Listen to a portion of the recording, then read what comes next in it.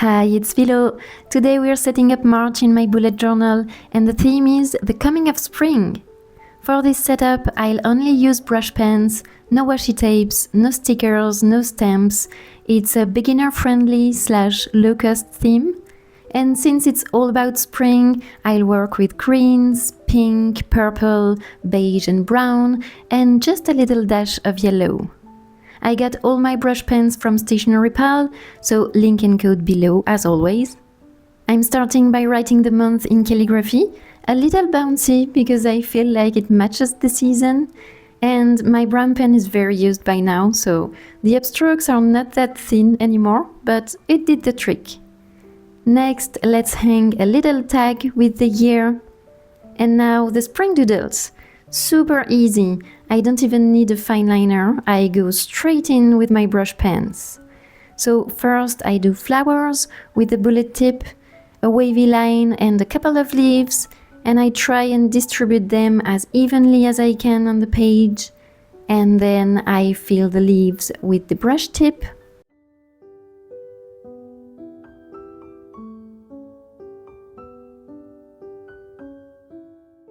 Then I add purple flowers with 3 petals in front and 2 more behind. And you can do variations, but just make sure that you always keep the same proportions throughout the page. And same, I color them with the brush tip, and here I go over the petals in the back again to give them volume. In between my flowers I add butterflies. It's a dot, a line, and 2 little purple scoops for the front wings and 2 bigger pink scoops for the back wings. There's nothing more to it. I try and make all the doodles around the same size as the flowers, and we still have space. So let's slip in some basic bows, because why not? I feel like I'm conditioned to associate butterflies with bows somehow. I don't mind. More doodles. A few leaves with a darker green for the contrast, otherwise all the pastel colors will start to blend together. And you could do the leaves directly with the brush tip, but for beginners I suggest outlining them first with the bullet tip. This way you have more control over their shapes and size. Here I wanted to add a touch of yellow with petals, but I thought they looked like bees. So I gave them stripes, eyes and wings. And ta-da! I like that the style of this theme reminds me of Blossom Bujo's. I follow her and she often does this kind of patterns with doodles and it looks super cute. So I keep filling up the page with petals till I get a joyful chaos, and I went and added a few darker dots around my doodles like she does.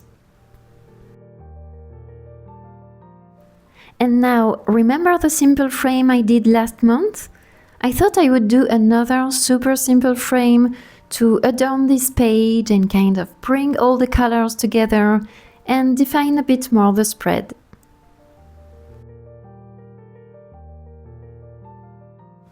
Now, this month I want to change things up a bit. I don't like doing the same thing over and over, and I don't like editing the same spreads over and over.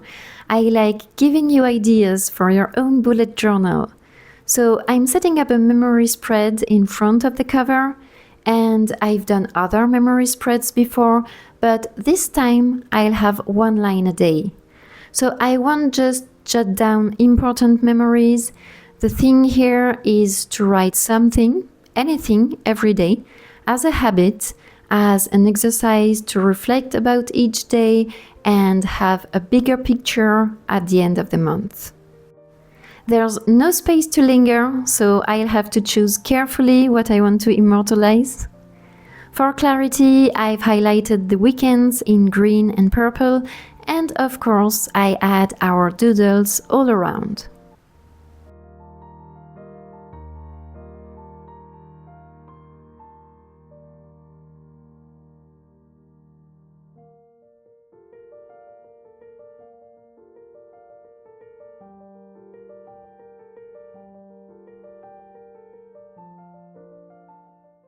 The next spread is not my usual calendar either.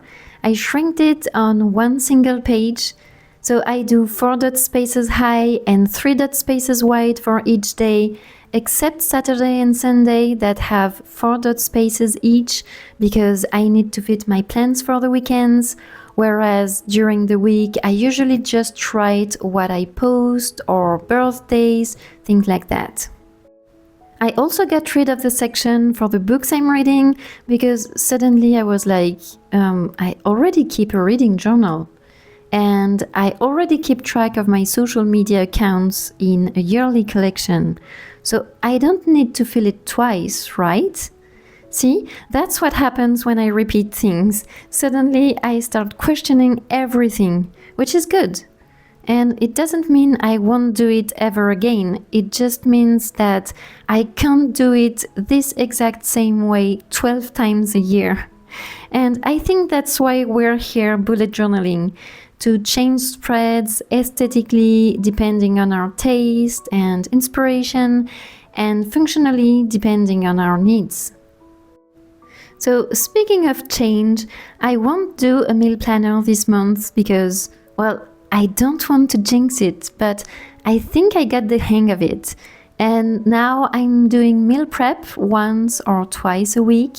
My favorite inspiration is Pick Up Limes here on YouTube. And if you have a favorite channel about food and especially meal prepping, please share with us. It's valuable information and it will be greatly appreciated.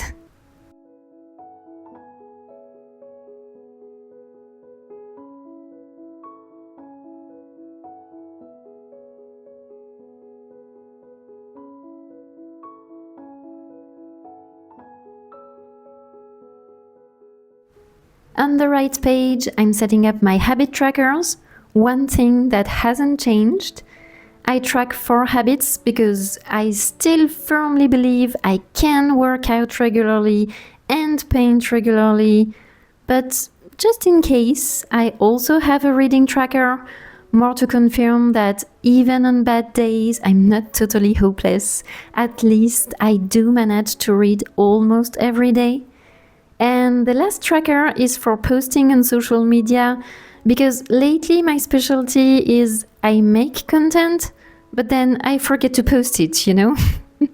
So I'm a part-time content creator, but I need to focus on the content publishing part of the job. Since January, I've been grouping my trackers using different keys or symbols to log different things in one tracker. So for example, I have different symbols for when I post a picture, a short or a reel, and a video. And it's working when I don't forget.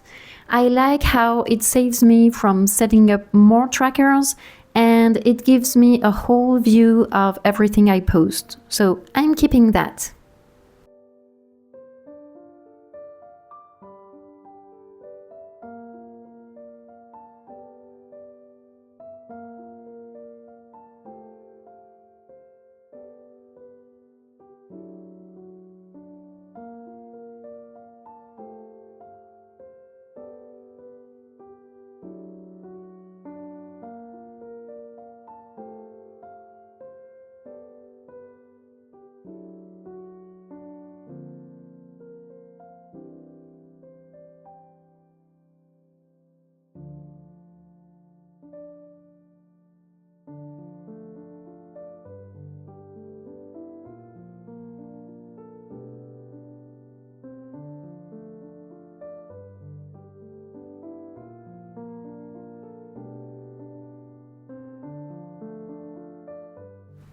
And finally, we have the first week of March.